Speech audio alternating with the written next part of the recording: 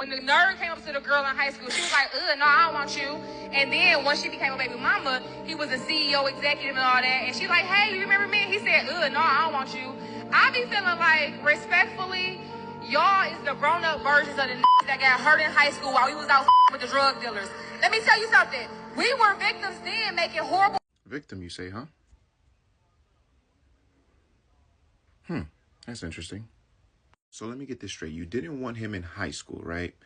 You wanted to fuck with the drug dealers that were, quote unquote, preying on you, and you were a victim, right? And now time is fast forward. You've given those drug dealers the best versions of yourself. Now you possibly have a kid, and I believe she has a kid if I'm not mistaken.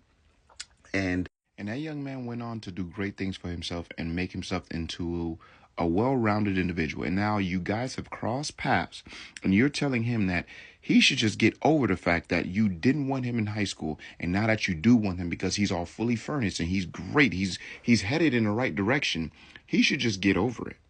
So he should just get over the fact of you were dating a drug dealer that was too old for you, which ultimately means you make bad decisions to start there.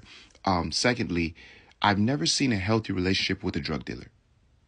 Those relationships are always very toxic, which ultimately means you're probably carrying some kind of trauma, and you want him to now sign up and be with you and just forget about the decisions you've made in the past. For what reason? I don't see how that makes any sense. But there's another part. Let's continue the video. We were victims then making horrible decisions with grown preying on us. Y'all gotta let that go. What about the girls who had the older guys picking them up in high school? I'm gonna make this short and sweet. I see exactly why there are a group of women exactly in this position right here, and they're not gonna get a man probably ever.